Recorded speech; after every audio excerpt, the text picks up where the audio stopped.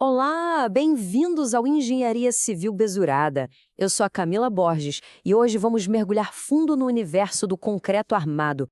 E aí, tudo certo? Olha, concreto armado. Parece uma coisa simples, né? Pega cimento, pedra, areia, água, mistura tudo e pronto. Só que não. Por trás dessa aparente simplicidade, existe uma ciência cheia de detalhes, regida por normas rigorosas, como a nossa NBR 6118. Hoje a gente vai desvendar as regras desse jogo, que são fundamentais para garantir que tudo que a gente constrói seja seguro e dure muito tempo. Então, fica aquela dúvida no ar, né? Fazer concreto é só seguir uma receita de bolo ou é uma ciência de precisão, onde cada minuto, cada material, cada movimento faz uma diferença gigantesca? Bom, eu garanto que até o final da nossa conversa de hoje a resposta vai estar na ponta da língua. Então, vamos nessa. Para começar, vamos falar de umas regras que são, assim, sagradas. São os mandamentos da concretagem, sabe? Todo profissional tem que ter isso na cabeça para evitar aqueles erros que podem lá na frente comprometer a obra inteira. A primeira delas, gente, é sobre o tempo. É uma verdadeira corrida contra o relógio. A norma é bem clara. Desde a hora em que a água encosta no cimento até o concreto ser totalmente lançado na forma, o tempo máximo é de 2 horas. Se passar disso, o concreto já começa a puxar, a endurecer, e aí ele perde as propriedades. E ó, em dia de calorão, esse tempo encurta ainda mais, viu? Fica a dica. Beleza. Agora vamos falar de altura. Se o concreto for lançado de uma altura de mais de 2 metros, imagina encher um pilar bem alto. Aí o sinal de alerta acende. A gente precisa de um cuidado extra, porque essa queda livre toda pode causar um problema bem sério, que a gente já vai ver qual é.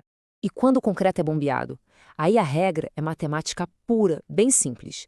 O diâmetro do tubo da bomba tem que ser, no mínimo, 4 vezes o tamanho da maior brita que tem ali na mistura. Isso é para garantir que a massa de concreto flua lisinha, sem entupir nada e, o mais importante, sem desandar no meio do caminho.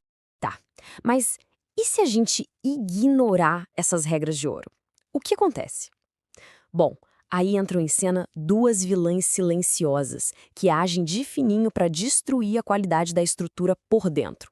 Os nomes delas? Segregação e exsudação. Segregação é basicamente a bagunça na mistura. É quando o concreto se desfaz, sabe?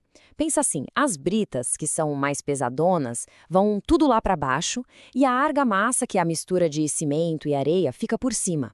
O concreto deixa de ser aquela massa única e homogênea e aí já viu, né? Perdeu a integridade. E olhem na imagem o resultado desastroso disso. A segregação cria os famosos ninhos de concretagem, ou bicheiras, que são um terror na obra. Ficam aqueles buracos cheios de brita soltas, sem argamassa para unir tudo. Esses pontos são super frágeis e diminuem a resistência da peça. É um defeito muito perigoso, principalmente na base dos pilares. A outra vilã, a exsudação, é tipo o contrário da segregação. Em vez de a pedra descer, é a água da mistura que sobe para a superfície. E ela não sobe sozinha não, hein? Leva junto as partículas mais fininhas do cimento. Geralmente, isso acontece quando se vibra o concreto demais no mesmo lugar. O resultado é uma camadinha fraca e porosa por cima, que não tem resistência nenhuma. Certo, a gente já viu os problemas, mas e a solução? Como é que a gente garante um concreto compacto, denso, sem esses buracos e falhas? A resposta, gente, está na vibração. Mas não é de qualquer jeito, não. É uma verdadeira arte para garantir que o concreto ocupe cada cantinho da forma. Para vibrar do jeito certo, tem um passo a passo, um bizu. São 4 pontos-chave. Primeiro, sempre coloque o vibrador na vertical, retinho para baixo. Segundo, ele tem que entrar uns 10 centímetros na camada de baixo que já foi vibrada, para unir as duas. Terceiro, na hora de tirar, vá devagar, para não deixar um buraco para trás. E o sinal para parar e mudar de lugar? É fácil. Quando a superfície em volta dele fica brilhante, aí está no ponto. Agora, presta atenção no que não pode fazer de jeito nenhum. Nunca, jamais, incline o vibrador ou encoste ele nas barras de aço ou nas paredes da forma. Se o vibrador treme o aço, ele cria vazios em volta da barra. E isso, gente, acaba com a aderência entre o aço e o concreto. E essa aderência é o coração do concreto armado. Sem ela, a estrutura não funciona como deveria. Ok, concretamos, vibramos, tudo certinho. Acabou o trabalho? Que nada, longe disso. Agora começa uma das fases mais importantes e que dura mais tempo. A cura. É como se a gente tivesse que proteger o concreto, que é um bebê recém-nascido, dos vários inimigos que existem por aí. Então, vamos deixar uma coisa bem clara. Curar o concreto não é só sair molhando a laje não, tá? É um processo controlado para manter a umidade e a temperatura certinhas. Essa umidade é o combustível para as reações químicas do cimento, a tal da hidratação. E é essa reação que faz o concreto ganhar força e durabilidade de verdade. Sem água suficiente, a reação não se completa. E a diferença entre fazer isso certo e fazer de qualquer jeito é da água para o vinho.